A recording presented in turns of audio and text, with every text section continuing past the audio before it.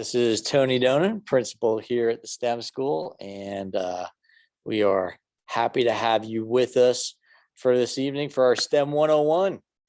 Learning a little bit about everything here: Canvas, PowerSchool, grading, this thing called ER week. The students might be talking about extended remediation. Yeah, we're going to go through quite a few things here, and we're going to record this. So if by chance you're like, what were they talking about? You got a chance to be able to go back. It'll be posted on the website. And for anybody that wasn't here tonight, couldn't make it tonight, it'll be posted on the website for the rest of the year to be able to go through and check out as well.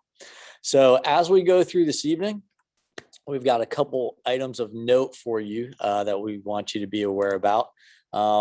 We are going to be posting stuff in the chat for you so that you can see certain things. For instance, I just posted a link to the STEM 101 page.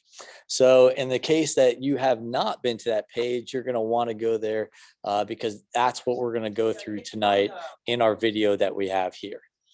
All right. Other things to note, you're probably wondering, well, hey, how do I ask a question? Well, we've got you all muted, but we've got the chat going. So just put it in the chat. You'll have two options. You can put Tony Donan, Jim David, pick either one.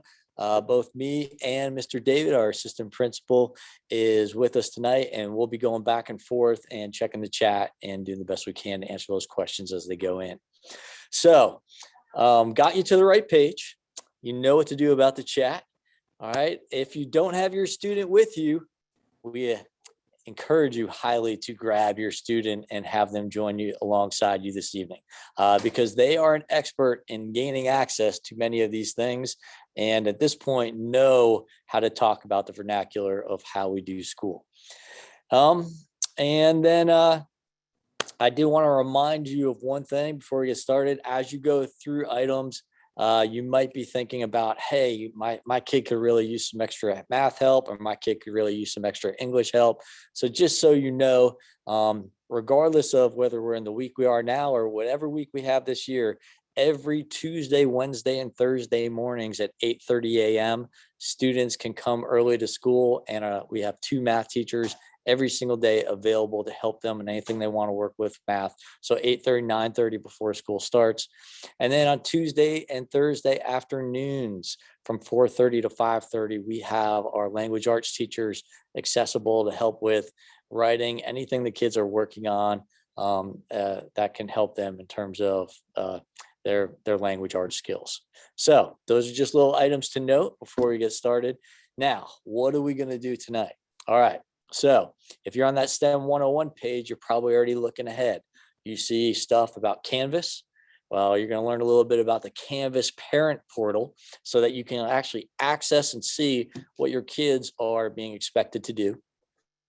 You're going to learn about Canvas assignments, how we post assignments, and see the types of things that students are expected to be able to do and how things are posted in the assignment log or modules. They might have used that word. So you can see those items. Understanding grades, like what are these things in PowerSchool? What am I looking at? I don't see 100 grades. I see only a couple. What are these LTs? What are all these things that I'm looking at? What does it mean to be BB or PR? What my kid got an 85? Is that right on? Is that good? Is that grade level? Where should they be? So we're going to talk about PowerSchool and grades. We're also going to talk about this thing called ER week, extended remediation, and the opportunity for kids to improve from where they are, and a STEM tracker. STEM tracker is something that you are going to be able to do with your student to be able to look exactly what kids are doing, how well they're doing it, and areas where they might want to focus and get extra attention and extra help. And we're going to finish it up with some Chromebook basics, because who doesn't want to know some Chromebook basics? So that's what we're going to finish there at the end of the evening. All right. So at this point, I'm going to turn it over to my partner in crime here, Mr. Jim David, and he's going to get you started on that STEM 101 page, just learning really right off the bat a little bit about Canvas. All right, welcome everybody. Once again, you'll see in the chat the page we should be on. If you're on our STEM school website under Parents STEM 101, I will tell you about the speed tonight. So we're going to go through this. So I'll show some videos and things through Zoom here. But if for some reason that there is lag or internet's going slow or for whatever reason, you can always rewatch this video or you can come back at your own pace. So this STEM 101 information is always here for you. Later this evening or first thing tomorrow, as soon as this video renders, the one we're currently recording, I will post it here at the top so you can rewatch it again and again and again, because I know that's really what you want to do. And of course, grab your student, grab some popcorn. But we're going to try to run the first one together. So what's going to end up happening is I'm going to show this video right here. So it kind of gives you a little bit overview.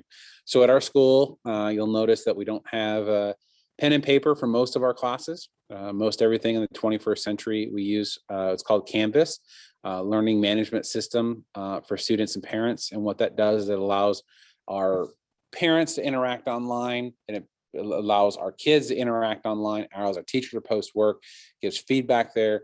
One of the reasons I actually love Canvas, we'd use another platform for a while, is what I'm going to show you tonight, which is your access to your students' work, a way for you to kind of monitor what's going on, either through emails or you actually as a parent have a separate parent Canvas. I'm going to go ahead and click play. Hopefully this plays very well through Zoom for you. If it does not play very well, again, you can just pause or mute me and watch on the side on your computer.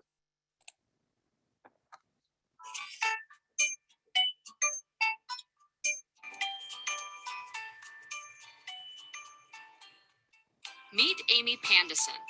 Amy has two kids, Tucker and Jane. Tucker is in the 8th grade and loves world history. Jane is in the 3rd grade and enjoys science projects. Their school uses Canvas to facilitate student learning.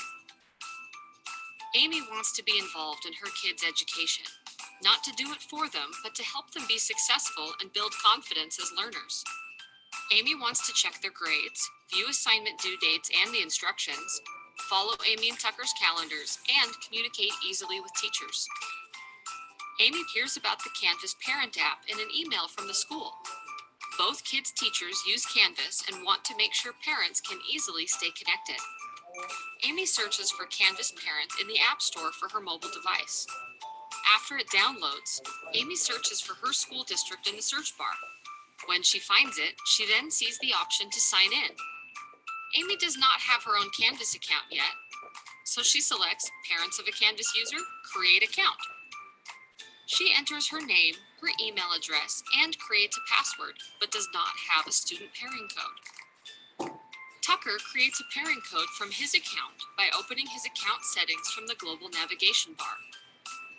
He selects Pair with Observer and gives that code to Amy. She can now see Tucker's classes and grades on the app's home screen. Jane is still in elementary school, so Amy gets her pairing code from Jane's teacher and easily adds it on the app.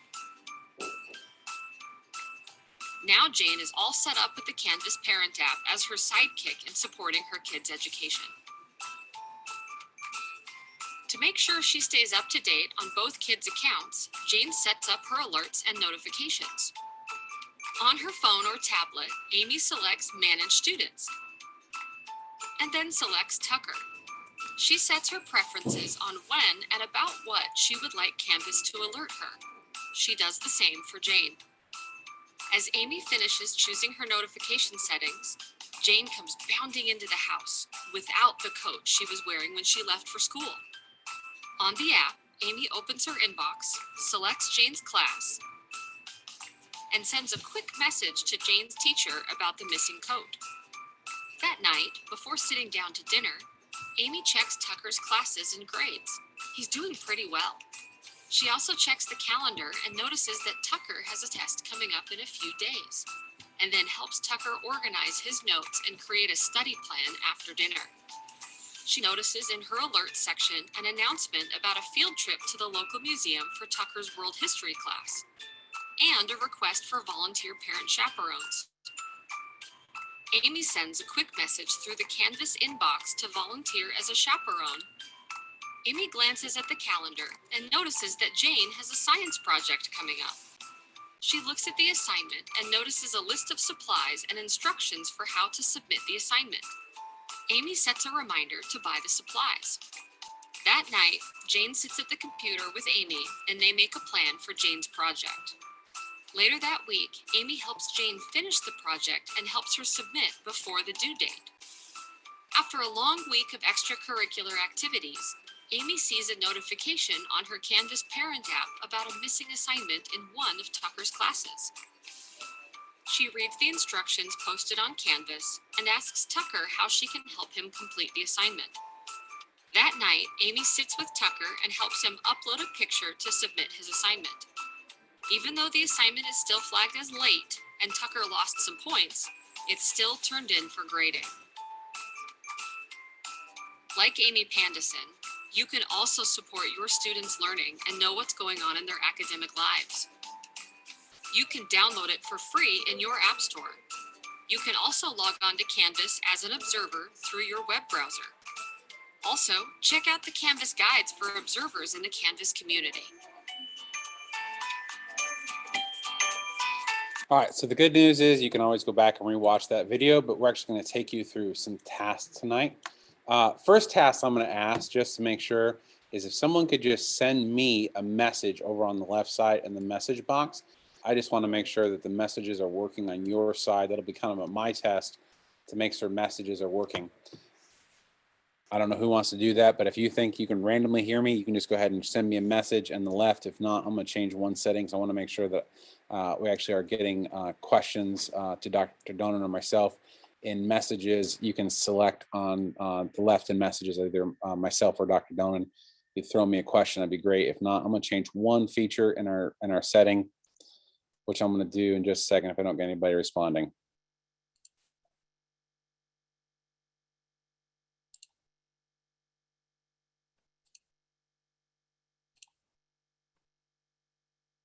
Great, I'm going to change one little feature. Stop sharing just for a minute. And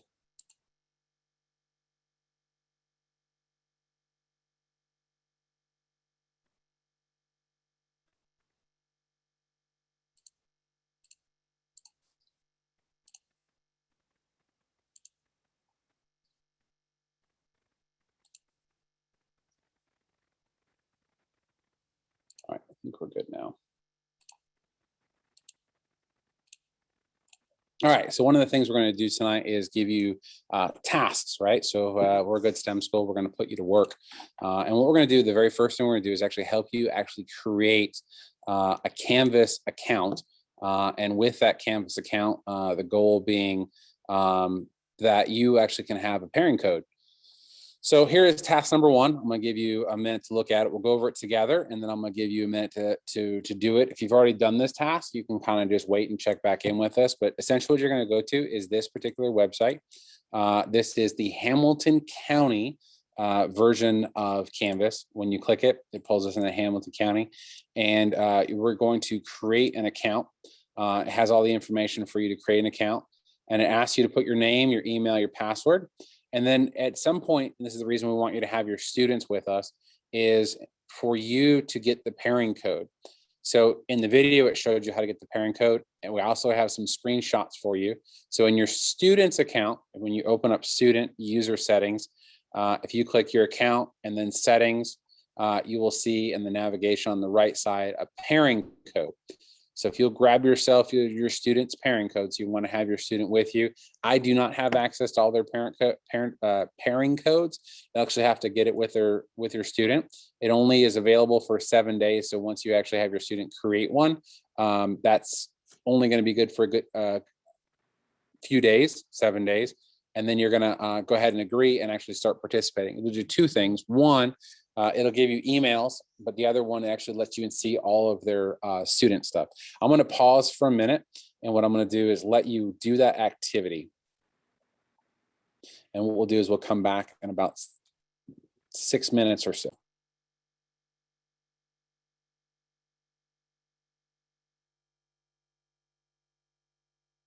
And I did see a hand, and I may have that person who just stuck their hand out. You can now send me a chat message.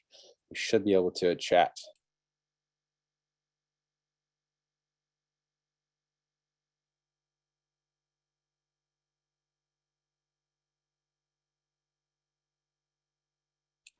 Yep. Michelle, if you'll take the link, you can actually get to this website. I'm going to put this in the chat as well. You can actually follow along with this task.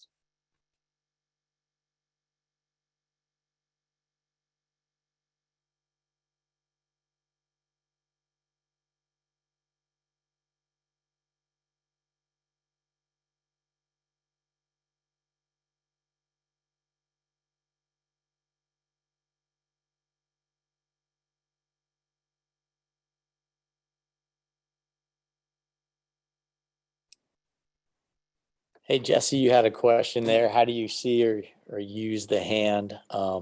As you, at the bottom of your Zoom, there is mute, stop video, security, participants, chat, share. You may not have share screen, but there's some icon reactions. And if you click the reactions icon, one of them is a raise hand. It says, in fact, it says raise hand right next to that one.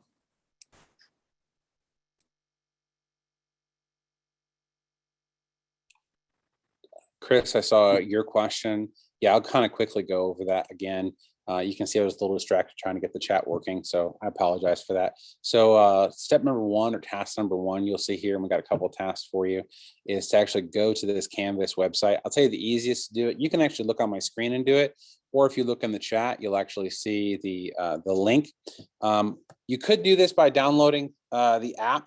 I will tell you, I think the website is better, and this is my opinion. So I have both an administrator at STEM school and a Canvas parent. So I have two students that actually go here to STEM school. And then what that did for me is the website, I can just see things bigger, and maybe it's just because I'm older now. Okay, I can give my age away, but I'm older now. I like to actually see it all on a big screen as compared to just my phone. The exact question at the bottom was, how do I get to the student, the parent code? It's actually a student parent code. So on the student profile, so if you have your student next to you, if they log into Canvas, if they'll actually click their account right here where the number 1 is, and then go to settings. When they go to settings, Chris, you'll see on the settings side, on the right side of the screen. Now this is kind of a zoomed in, this little part where it says pair with observer, that's zoomed in. But you'll see on the right side of their screen, when you've gone to account and then setting, on the right side, you'll see pair with observer. If you click that, what'll end up happening is you'll see a code. Yeah, I got Crystal. I would Crystal put that the app hasn't been working very well. I would agree with you. I think the website is absolutely the best. I think Hamilton County has done their best for the app, but I think the website for me, that's why I put the website task for you, is that. Amber and Jacob, I got a message from you. What we'll do is, after this series is over, at the very end, you can watch the video. And of course, we can't get to where you want to tonight. We can rewatch this video later, or you can reach out to myself or Miss Condra, and we can help with that part. All right, I'm gonna take us to the next phase here. All right, so you've seen what Mr. Davis shown us in terms of pairing, and so I'm going to steal his screen, and I'm going to let's see. We're going to look at what it might look like if you're actually now in Canvas. All right, so here is, I'm logged in. This is me. This is what my Canvas looks like. My Canvas, I have way too many courses. But on yours, down the left-hand side right here, you'll see different buttons: account, admin, and dashboard. So dashboard's a good one to go to, because when you click dashboard, you get these modules that pop up here, and those are the courses that your son or daughter are in, right? And so I'm going to look at two with you tonight.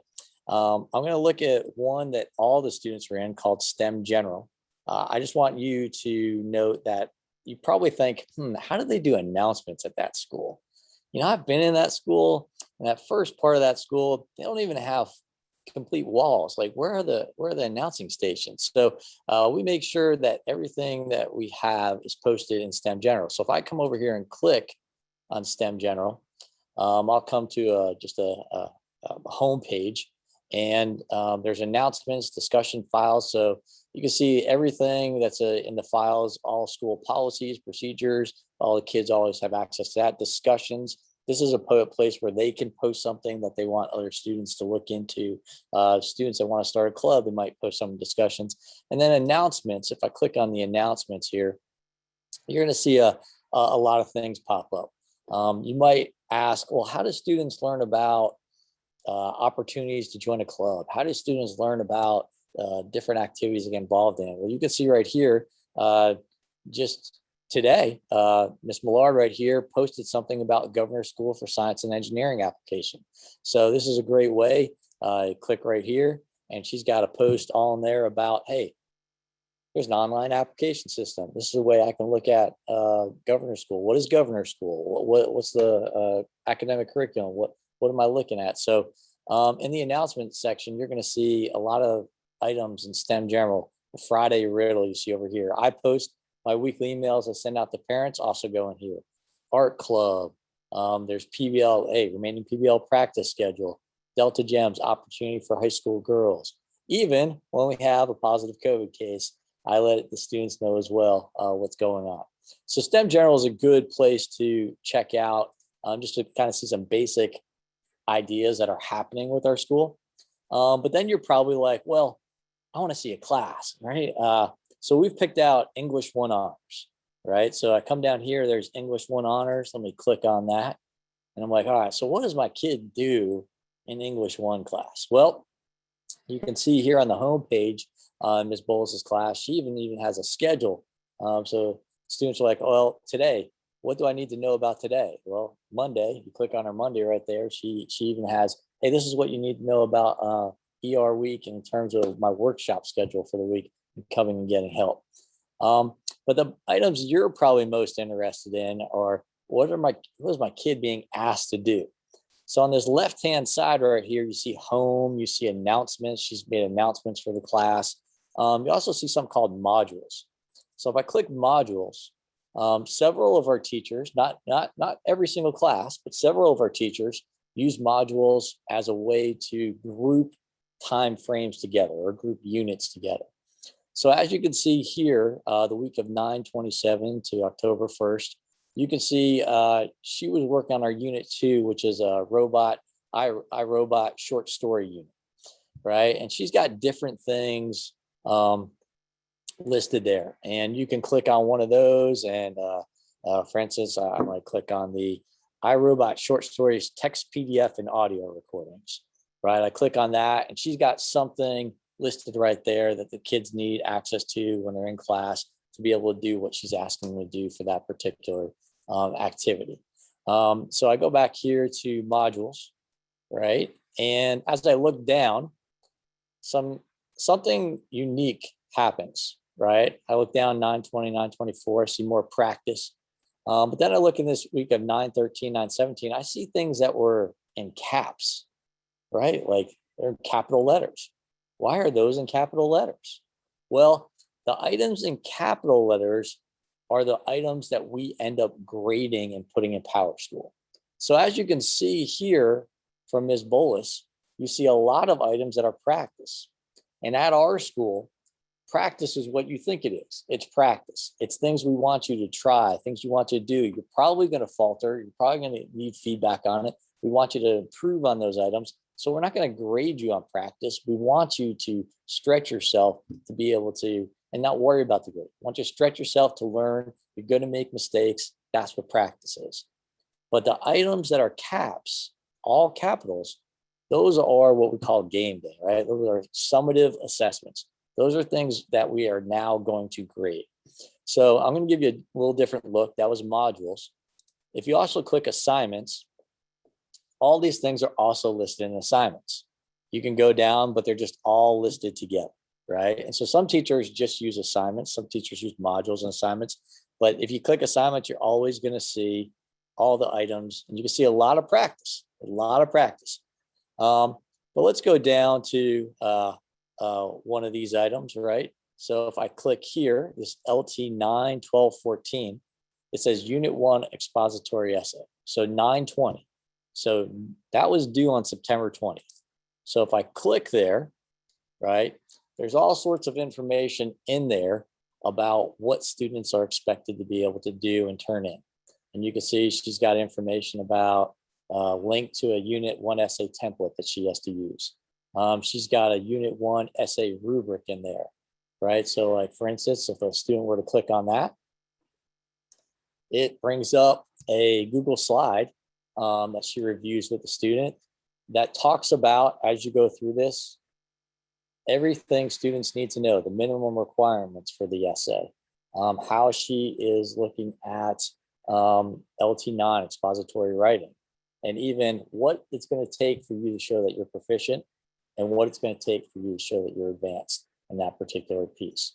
So on those there, all right, I got to stop share for a second.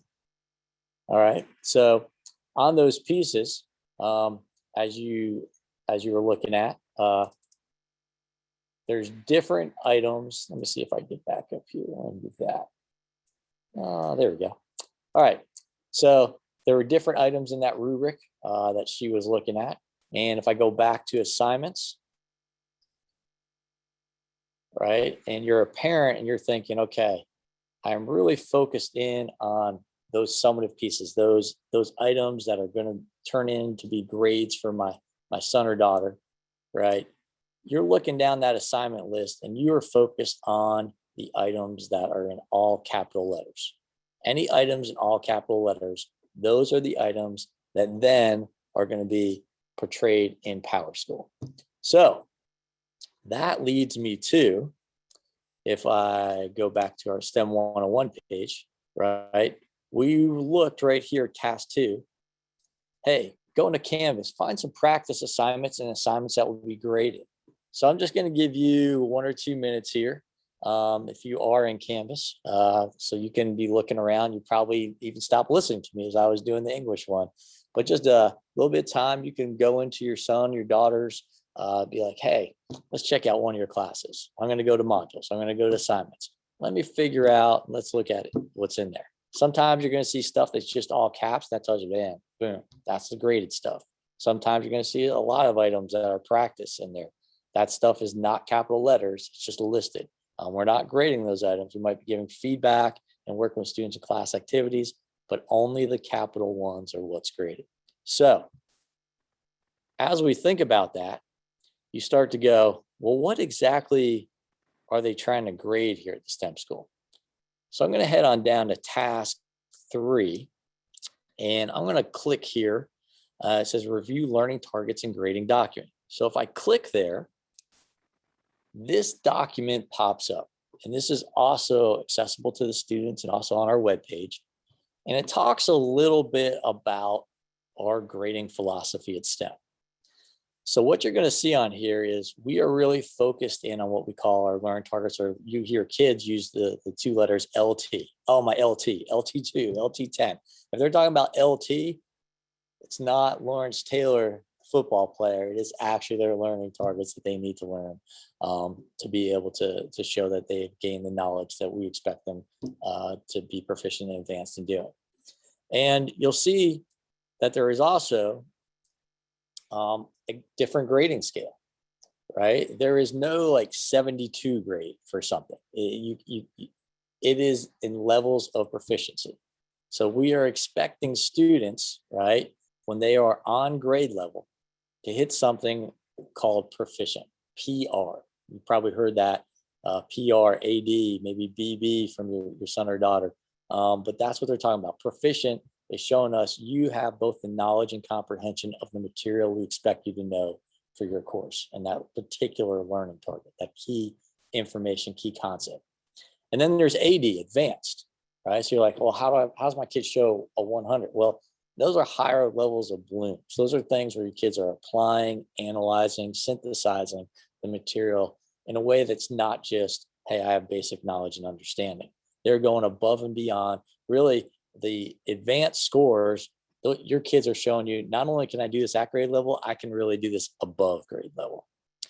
So as you look at this document, I'm not going to go through this whole thing, but this whole thing has every single content and course area that we have in school. So for instance, If you look at the first course listed, it's Algebra 1. And in essence, Algebra 1 can be broken down into these 11 learning targets, these 11 key concepts kids have to know and show us that they are able to do in order to be successful at our school. And so throughout the year, it's like a little puzzle. Throughout the year, a grade will pop into LT1. Another one might pop into LT5. But by the end of the year, the entire puzzle, all 11 of those learning targets will have grades in PowerSchool for your son or daughter, right? And our key here is this: no one at our school can get course credit for a class if any learning target is below basic. That means if you are not showing a basic level of proficiency, if you're not showing us you're proficient, you will not get course credit for that course. You'll have to continue working on items until you have finalized and shown us you know and have mastery of all 11 of these items. You've probably heard the analogy that we call the milk jug. You poke holes in the milk jug, eventually you pass the milk jug off and all the milk's out of it. So you can't get a 78 average at our school and have holes in your milk jug and keep moving along. We're going to make sure all your holes are filled for every single course you take. All right, so as you go through that document, the document is very long, but you can see, man, like courses, we got all courses, and we got digital fabrication course in there, coding course in there, that STEM elective courses the juniors and seniors could take. So we have all sorts of items in there for you to check out. So that is the basic philosophical piece of our school. Is these learning targets are the core items, key concepts we want students to show us evidence of that they have learned. All right, now to go a little deeper in, what does that look like in PowerSchool? Well, Mr. David's got a video. Of course he's got a video. So let's play the video and let's follow along and listen to Mr. David as he talks about this. So this is an example of a student's current grades I would find in PowerSchool. You'll notice a couple different things. You'll notice I've got some grades in here, some numbers, and I've got some letters. You'll also notice that I actually have a teacher that doesn't have grades in there. Don't stress, just again, it's not really see this. It's okay, we'll take a look at it. So we're actually going to drill into math first. So in PowerSchool, if you touch or click in the grade there, you will see the grade books. This is actually zooming in. Things you're going to notice about a teacher's grade book at STEM school is their complete set of assignments is actually all in their PowerSchool. So you'll see for this particular student, they had LT1 solving equations embedded. It was actually assessed on 8/31, but you actually see a ton more of learning targets that have not yet been assessed. Everything that's been assessed will have a number when it was assessed, and that actually goes back to Canvas. In Canvas, you can actually look on that date to see where it was assessed. At STEM school, what we are looking for is we're looking for students to have mastery, success in their learning targets. And this particular course is math. This is also includes homework grades. Let's look at a student will actually see a grade of AD or PR. We'll look at the grades here in a second. AD, which stands for advanced, is at 100, and PR is proficient. You also see their PBL grades in their grade book. Let's go back real quick and actually look at another class. So this class is English, and you'll notice that English doesn't have anything that has been into PowerSchool. But what I'm saying in PowerSchool is what you'll end up having, go back to math for a second, is see where it says solving equations. The teacher may have given lots of practice and then assessed it. So this teacher doing solving equations did not assess this till the end of August, which meant they had about 2.5 weeks to really make sure the kids understood before actually assessing their knowledge on it. Same thing here with inequalities. They had about 2.5, 3 weeks before they actually started taking grades on it, and you'll actually see how they did the grades. Let's move forward, going back. So this particular teacher I know they're writing papers and things like that. So they've done a lot of practice towards it. They're fine once their summative has happened, they're reported in PowerSchool. Let's drill into another class. A particular student has a low grade in physical world concept, PWC. So we go into that class, you'll see once again the whole grade book, everything that has been assessed versus what's not been assessed. We're still earlier in the year, so teacher has not assessed all these other learning targets, but you can see that they have done this one. And you look in Canvas, you'll see on 9.3, this matches 9.3. And you notice that the student got a BB, that stands for below basic. Below basics are worth a 50. Once other grades are put in here, you'll see it over time added to it. With a student getting a below basic, they will also have something called feedback. And feedback lets the student remediate this. Initially, they're not initially allowed to remediate it instantaneously. We'll talk about what remediation looks like as compared to other schools. In a typical school, if a teacher assesses something and puts a grade in, it's final. Here, we don't actually have that. Actually, we're going to remove that and actually give students an opportunity to continue to assess. Breaking it down, so we use standards-based grading in STEM school, meaning we don't make up arbitrary numbers and say this is worth this, is worth this, is worth this. What we actually come up with is we look at a standard, a group of standards, and we say this is what we're actually going to assess at the end of doing some practice. And if a student can not only do the standard, but can actually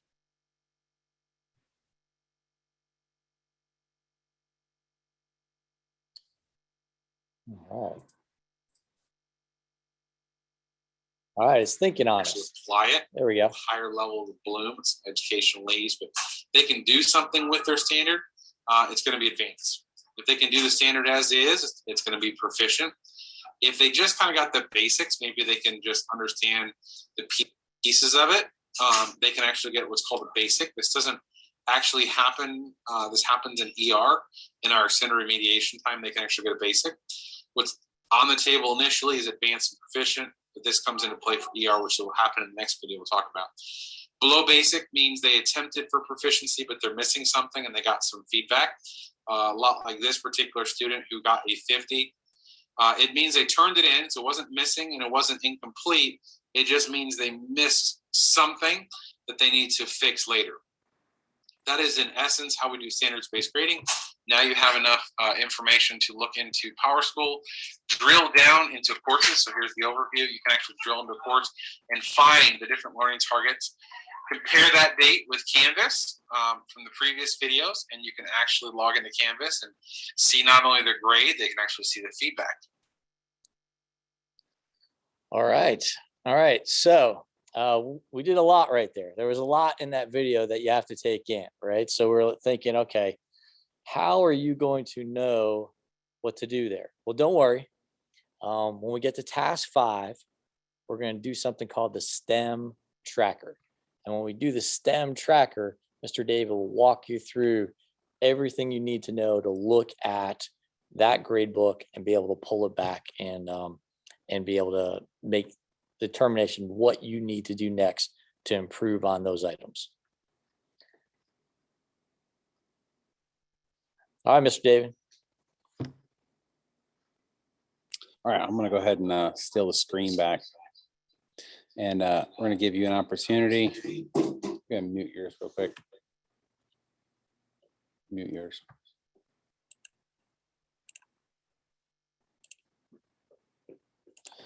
I'm going to go ahead and bring you back to the exact same stream we were at. And I'm going to give you an opportunity to do the task. So again, we get to have a little bit of homework, and this is going to be no intermission music, but give you an opportunity to actually log in to your students' PowerSchool if you've not done so, and drill in. So don't just focus on the number, but just take a moment and actually drill in. If you don't have your PowerSchool, your students should have their PowerSchool. One of the things we work on here is building self-sufficient leaders, and in doing so, we want our kids to know how to use their PowerSchool. So you actually have your students should be able to log into the PowerSchool. If you're like me, you probably have it on your phone. But if not, if you'll take a moment, even on your phone, you can actually drill all the way in like there. So I'm going to stop and give you all about 2 minutes to go ahead and drill in and see what you can find in regards to those standards-based grading.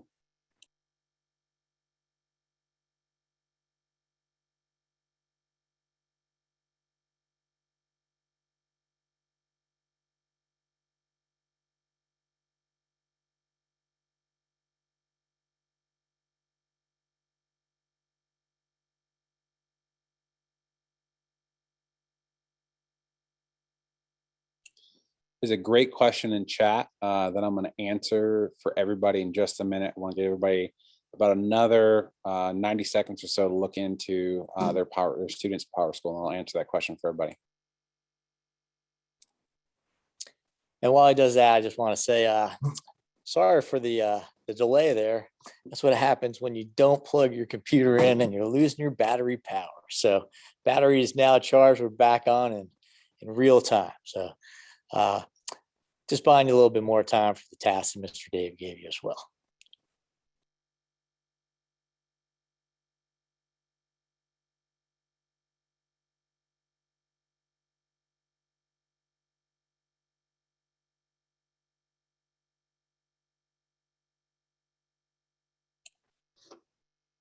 All right, I'm gonna stop you on time there. One question that was asked in the group chat that typically, if you see me fast and furiously typing, it's because I'm trying to answer your questions in the chat. Occasionally, I'll answer them out loud. One question was, because classes are honors, does the 85 go up? If so, to what grade? Because they are honors level classes, that is correct. At the end of the year, honors level classes get a +3 to their overall grade. So if you were to zoom out, not drilling, but if you were to zoom out on the grade, that last number goes up by 3 points because they're honors level classes. We do not go over 100 at STEM school. So if they had a 100, it would stay at 100. If they had a 98, it would only go as high as 100 is the highest we go, but it is honors level classes. So that is a great question in chat. But I do want to talk about now that it's back to mind, you've had an opportunity to look at your students' grades. You may be like, what is going on? My kid just isn't getting it. Or my kid's got 50s everywhere. Like they're turning the work in, but what do I do? What do I do? All right. So Dr. Donan talked about those jugs, right? So like, it's very important for us to make sure that kids have no holes in their learning. And to make sure that kids don't have holes in their learning, we have something called ER, or extended remediation time, right? And what we have students do is actually complete what's called a STEM tracker, and I'm going to take you through that. And I'll answer another great question in chat. I'll answer here in just a second as well. So there's 2 pieces of this, and then I'm going to show you, we'll actually walk through it, but we'll walk through the video first, video 1 of 2, and then we'll go through 2 of 2. And there's actually a STEM tracker you can take a sneak peek at. If you want to kind of open this up, here's a copy of the STEM tracker. It is for you to download, copy. If students want to make copy, print them. With my I have got a 9th grade child. I, with her, end up just writing. I like to print them off. I guess I'm old school. We're going to watch the first video, and then I'll answer the question in chat. We're going to end up talking about the extended remediation. The extended remediation happens at the end of a quarter. We have 4 quarters in a year. This one's coming up October 4th through October the 8th. Unlike a traditional school, when a quarter is over, grades are locked in and they're forever those particular grades. STEM school actually gives students the ability to remediate, or extended remediation, meaning they can go back and fix it. Throughout a project, a student will get multiple opportunities to work on their formative work, getting feedback, actually getting feedback toward their learning target. So when they take it, they should be prepared, but it's also possible that they take their learning target grade and they don't get the grade they want. Teachers, when they're done grading, won't grade it again until the end of the quarter during this particular time. So this is the additional time to fix learning target grades. We're not talking homework, we're not talking PBL grades, just the learning target pieces that we talked about in the other videos. During this time, there will be what's called focus groups, which are required remediation from the teacher. And the goal is to get the kids at least up to a basic learning, a basic understanding of the state standards. Students will also have the option called workshops. It's the optional remediation from the student. In other words, the student is the one selecting it. They want to go to this proficient or advanced time period. Any student that has all of their work done, actually during this week, will have the opportunity to work towards what's called dividend days, which is kind of a reward for getting all of your work done. Let's take a look at what the schedule will look like. So all the students are broke up into 1 of 3. So here's the freshmen and sophomores. So here's the freshman 1, group 1, group 2, 3. All of the sophomores and freshmen are broke up into 1 of 3 groups. During that first period, all of the group 1 kids are over here. Now, if you look at Miss Price Gray, she has what's called a focus group, which are required. So there's a little tab down here called Focus Group Freshmen. Ms. Price Gray will write down all the freshmen she needs for Monday. She'll make a list for Tuesday, Wednesday, Thursday, Friday. And students that go here are forced to go into the focus group, and they will work towards a basic understanding. At the exact same time, Mr. Evans has what's called a history workshop. The workshop is students who want to go fix their grade. Maybe they got a proficient on their last summative, but they want to go to advanced. So a student maybe in Mr. DiLorenzo's work, quietly working on work. That's what all the green are, quietly working on any work that they need to work on. Maybe working on something, say, hey, I need to go see Mr. Evans because I really want to make that proficient up to an advanced. That would be that particular time period. Let's go to the next period. The next period, students kind of rotate again. And during this mod, Mr. Evans doesn't have a workshop. He has a focus group. So students that had a below basic on their first history or second history, world history summative, Mr. Evans would require them to come to make sure they at least have the information needed to work towards at least a basic understanding of what they need to get done for history. Ms. Price Gray will no longer be running a focus group that's required. So in this mod, this period, she'll be running a workshop. So if a student wants to bring their grade up from a basic to a proficient or proficient up to advanced, they would come spend this time with Ms. Price Gray, and this is optional for this. They want to come to the workshop. Dr. Williamson will be running the exact same thing for geometry. Throughout the day, students have quiet working time, and sometimes they would go to a forced focus group, or they would actually spend time in their workshop. Any student that gets all their work done, once again, all the learning targets, we're not talking homework or PBLs, taking all the learning target pieces of it, with a basic or higher, students would go over this time, the first one, over to the GCDI working on the project. This is how we do our remediation at STEM school. It gives time for students this whole week to fix everything they need to fix. Hope that helps. All right, so that is where we're currently at. We're actually in that week. We're actually spending time fixing grades. Did have a question in the chat that I thought was good, is if your student has a BB, they should have received feedback. Where would that feedback be? It's going to be in one of probably 3 different places. Sometimes the teacher leaves the feedback in Canvas. When I was teaching, I like to leave mine in the learning management system. Some will leave it actually on their paper. So I know Ms. Bolus and Ms. Evans are pretty good about leaving it actually on their paper. So they use Google Docs. And so on the Google Docs, you can leave comments. Teachers are pretty good with leaving comments there. And sometimes it's actually on their rubric piece, they're giving it back. So it could be in one of 3 different places, but there should be feedback in one of those 3 particular areas. All right, I'm going to play the next part. So the next part, it just give you a sneak peek, and then we're actually going to go through it, what it looks like a little bit deeper. This is called the STEM Tracker. And it's something that Miss Condra, who is the 9th and 10th grade tech time teacher, goes with, and Miss Brocklebank helps, goes over with her kids frequently throughout the semester to actually kind of reassess where a kid is. So we're actually trying to build that leadership into a student.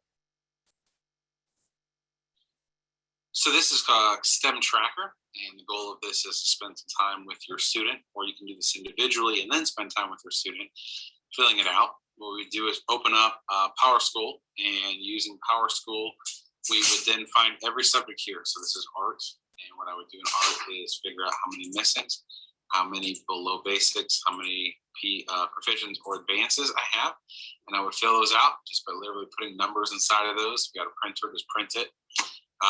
Or you can just talk about it, or have your student make a copy of it and fill it out. In math, I do the same thing. How many missings in need of fixes or want to fix or advances I have for every single one. Get a total for all of them. And then this gives me some guiding questions that I can work with my student on.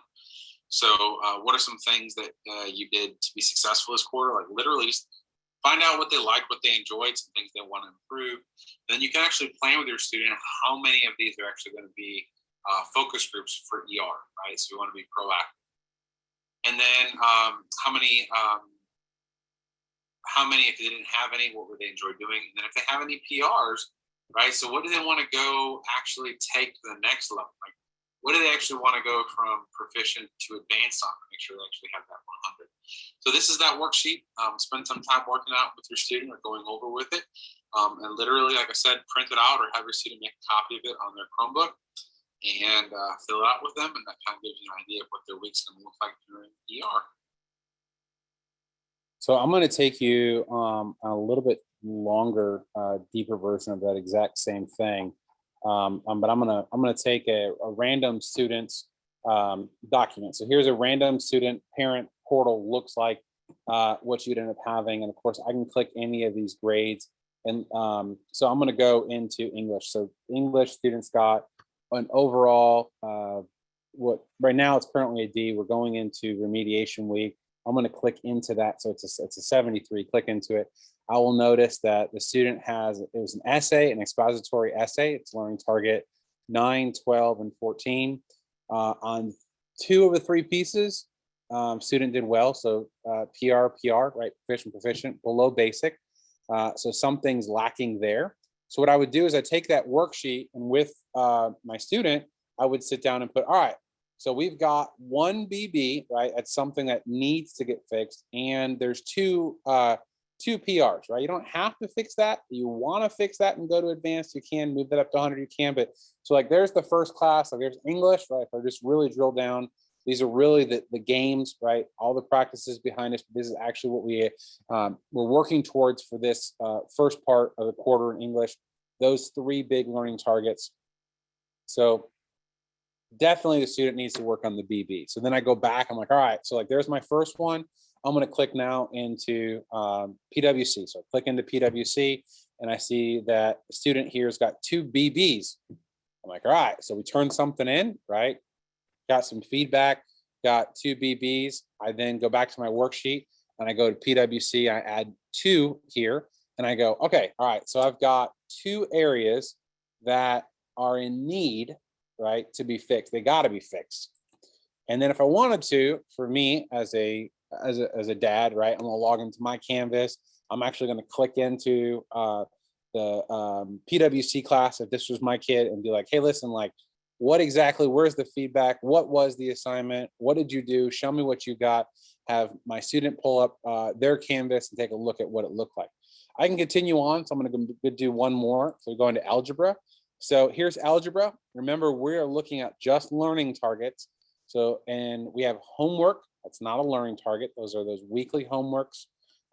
This is 9th grade math. This is Dr. Williamson. Student here got an advanced and a below basic. I can't remediate homework, but I can go back and remediate any of these things if I want to. So this student's got AD, awesome, awesome. Got 2 PRs. Those are actually optional. So if the student's like, I'm okay, I don't have to remediate those, great, don't have to. So I'd come back and I go, all right, maybe next class. As I start filling this out, what I end up getting is I go through my art class. I can see how my student did in art. I can see how my student did in math. I can see how an overall picture of where my student's doing. So you typically, this is a standards-based way of assessing. They can do this once a week. I'm working with a kid on this one and I'm like, all right, what are some things you did successful? I learned how to use Canvas well. I kind of jot that down. What are some things you want to avoid next quarter? I want to avoid some BBs, right? The goal, I want to move these up to PR. What are some things you want to focus on? They had completed all their BB work prior to ER using the feedback from their teachers. And so this student was like, hey, once I go into ER, which actually started today, wanting to go in and submit all this work. And the student said, all right, on the ones you're really doing well in, so in art, doing really well, what did you enjoy? Student said they enjoyed this Tinkercad project. If I'm dad and I have no idea what the Tinkercad project is, I can literally go into my Canvas portal and figure out what the Canvas thing was. And, or I can have my kid, right, in this scenario, right, made up story, show what the Tinkercad is. Are there any classes you want to workshop? Workshop, of course, is to actually improve those grades. And so this student said, I want to improve this PR. I want to be advanced. Great. So there I've filled out the worksheet. So if we come back to your homework, right, for this particular one, so you got video 1, video 2. For you, if you click this STEM tracker, this is something you can spend a minute with. And if you want to print it off, you can print it off. You should all have view access to it. It's the same thing we work with our kids here with Ms. Condra, Ms. Brocklebank. You can spend a minute actually filling out this STEM tracker. So I'm going to pause here, let you open up that STEM tracker. So using the STEM tracker, I'm using PowerSchool, right? And I'm using my STEM tracker. And then I'm having conversations with my kids. If I want to, I can actually then use Canvas in conjunction with that to look exactly what's going on. either my side to see what it was or their side to look at feedback. I'm going to pause there for about 2 minutes, give you an opportunity to take a look at that.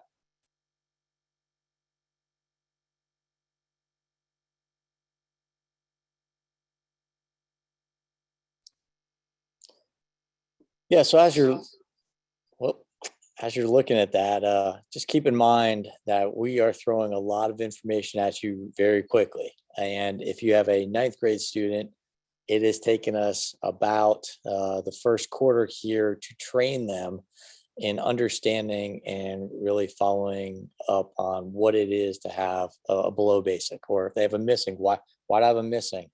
We didn't get your work, right? How do I now turn that in? All the things we're talking about tonight are very condensed in a short amount of time where we're giving you the fire hose. We do not expect you to be an expert on this. However, we do expect every student to become an expert in it. So as students work with us throughout the year, they really become the experts and the owners in their learning and their understanding of what's happening. We want them to be empowered and take ownership of not just their learning, their grades, right? What they need to do, advocating for themselves. This process that you see here is a way to build that within our students. We often hear ninth grade parents or students like, oh man, I'm struggling. We're going to work with you, right? There's time. But I can tell you this, by the time your student is an upperclassman, they have a clear understanding of what they need to do and how to advocate for themselves. And they're the ones that are checking their own grades, and they're seeing what level am I at, or what do I need to talk to the teacher on. Eventually, the goal is they're independent, right? They're going to go, once they graduate high school, they're going to go off. They're going to go off to college, university, and they're going to be on their own. And they need these skills of advocating for yourself, of understanding what I'm looking at, of going and figuring out what do I need to do to learn this at a higher level. Those are all things that are going to be on them without all our help there when they're 18, 19 years old. So we're preparing them to be able to do that and really to be empowered in their learning. We don't want them to be walking around going, I'm going to wait for all the adults to tell me what to do. All right, I'm going to wait for all the adults to tell me when this needs to happen, or I'm not doing well, or I'm doing well. We want to flip that paradigm to be like, what do I want to do? Where do I want to get to, and how do I control that? So they're in a lot of control. They have a lot of control here over their grades, a lot of control and a lot of empowerment to make the changes they want to make to be successful. So I think that was about, I bought an extra 2 minutes there as you're looking at the STEM tracker. So if Mr. David will let me hijack the screen back over here. I'm going to get us to, I'm going to get us to our next spot, which is task number 5. And task number 5 is our final task of the evening here. And it's just referring to the Chromebook. So as you can see it pulled up on the screen, we have now gone through Canvas. We've gone through PowerSchool. We've gone through the different grades you can get at the STEM school. We've gone through this thing called the STEM tracker, where you can look at your grades and be able to have conversations of what do I need to improve on? Why do I want to improve on it? Where do I want to get to as a student? And if you're a ninth grade student, I'm just telling you right now, and parent, your son or daughter has all year. All right. So if it's something, first quarter was a struggle, second quarter got a little bit better, third quarter, that, oh man, it's finally clicked in. Their final grade for the year is not determined until everything in PowerSchool is done. So they've got that year, right, to really figure out and to own their learning all the way through up to May. And we hit that first week of May. That's their final time to remediate any item that they want to work on for the targets. So now that we've hit all that, what else do we want to talk about? Well, we do want to give you a little bit of Chromebook 1, 2, 3, right? Some things about taking care of that Chromebook, because if you come to the school, you will see nobody's carrying around backpacks. Nobody's lugging around books. we don't have textbooks. Everything we have is online and accessible to the student, right? And so they're just walking around the Chromebook, and everything that they need to is accessible through there. Google Drive for all their work, Canvas for the expectations, courses, procedures, things they need to get done, PowerSchool for what they want to see, online textbooks, online other video resources, everything's there.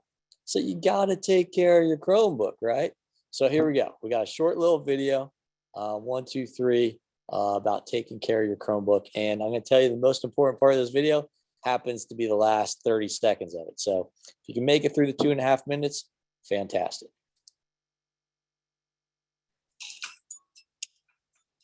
So you've got a Chromebook. Now what? Here are some helpful tips for taking care of your Chromebook so that it will always be ready to use. Tip number 1, keep your Chromebook on a flat surface like a table or a desk. Don't leave it on the floor where someone could step on it. Tip number 2, don't pile things on top of your Chromebook. Chromebooks aren't meant to hold weight, so any extra pressure can break the screen. Tip number 3, make sure there isn't anything on the keyboard when you close your Chromebook. Even something as small as a pencil or an eraser can break the screen if it's in the way. Tip number 4, keep food and drinks away from your Chromebook and make sure your hands are clean. Crumbs and liquids are very bad for your Chromebook and can cause it to stop working properly. Tip number 5, always make sure your Chromebook is closed when you carry it, and always use 2 hands. Never carry your Chromebook by the screen. Don't worry, your Chromebook will start right back up when you're ready to use it again. Tip number 6, plug your Chromebook in when you're not using it. That way it will be charged and ready for when you need it. Tip number 7, if your Chromebook does break, make sure you tell your teacher right away. The longer you wait, the worse the problem could get. Don't try to fix it yourself. Let the experts handle it. While you're taking care of your Chromebook, remember to take care of yourself online too. Stay on approved websites, keep your password private, and log off when you're done. Remember, anything that happens under your account is your responsibility. Taking good care of your Chromebook will ensure that you always have a working device that's ready whenever you are. Be a responsible user and make the most out of your Chromebook. All right, so you saw that video there, and I will emphasize that, right, we're putting devices in kids' hands, and probably I would say 99% of our students also have phones, right, that have been given to them. So they have access, right? The Chromebook does block certain things, but you've got phone, you've got access to who knows what. And understanding that what kids look at, what they go to, what they put online, what they say online, having those conversations that they're responsible for those items, right? And so we work with them and talk to them about it and work through different items to really try and stress being good citizens of the internet, but anything that you can do at home as well to talk about what it means to be a good citizen, whether it's in their own Snapchat account, Instagram account, or whatever account they may be looking at. So that's probably even more so than breaking your Chromebook, using your Chromebook or using a phone to do something or get on a site that is not something we would condone. That's probably the thing that they just have to be constantly reminded of, and understanding what you put online can stay with you a long time and can have ramifications later. So being good stewards of the internet is always something we try and stress with them. All right, so on that note, I'm going to stop my screen share here. And we got me and Mr. David been checking the chat, and we're looking pretty good, right? Good on mine. I'm going to mute for a second and let Mr. David pick up on his. Yeah, I had one. I think I've answered every single question in chat except for the one that just came in. But I've answered all of them. But I did have one that I thought was good for the whole group, and it was about report cards. And it was, when are we getting essentially first quarter report cards? We don't do first quarter report cards, second, third, fourth. We actually have one report card at the end of the year. Your access to PowerSchool, you'll see those courses grow, all those LTs fill in. That essentially is the report card that fills out, and at the end of the year, we should have one. And then that, going with the second half of the question, is what will actually tie into the GPA. So this final grade at the end of the year is what will turn into the GPA part of it. Yeah, that's always a good question. People ask, hey, is there a GPA? Yes, there's a GPA, right? So if you get, for instance, you get half your scores are advanced across the year and half of them are proficient, right? Half 185, you're gonna have a 92.5, so 93. So at the end of the year, you'll have a 93 average, and that would be what would be reported on your report card and used to determine your GPA. Now, do realize that there are certain advantages to having honors classes or college classes. If you have an honors class, anything that's reported as honor, like English 1 honors, gets 3 points added at the end of the year. And anything that's a college class gets 4 points added to that grade at the end of the school year. And that is their final numeric average. And that's what you use for GPA, class rank, and all those things that you would see at really any high school. All right, Mr. David, how are we looking over there on questions? I'm still good on mine. I'm good on mine as well. All right. Well, on that note, we thank you. We hope you enjoyed. Like we said, we have recorded this and we will keep this online at least for a year, right? Who knows? Maybe it was so good we can keep it on for 2 years, but at least this year. So you have any questions, you can always go back to it. Again, the STEM 101 page, you can go through it. If at this time, right, you get after fall break and you still have more questions, you can always reach back out to us. In 9th and 10th grade, we have a lead teacher, Miss Condra, Erica Condra, and she will always work with parents that have questions in 9th and 10th grade as we get in the second quarter. And 11th, 12th grade, if you don't know Mama Stan, that's right, Miss Stanley, 11th, 12th grade lead teacher. She is an excellent resource as well for helping parents, especially since at that level, they're doing semester and college courses and all sorts of crazy stuff. And then all grade levels, Miss Millard, our counselor, fantastic. Parents love reaching out to her and she can help in any way possible as well. So me and Mr. David will stay maybe a couple more minutes, right? We'll stay a couple more minutes. So if you are done with us, we are done with you. You have a great evening, but we'll stay a couple more minutes on the chat and appreciate all your support and everything that you guys do. So we have enjoyed very much getting to know your kids and love hanging out with them every single day. Thank you for giving us that blessing. So have a great evening. And like I said, me and Mr. Dave will stay on a little while longer, see if any other questions pop up.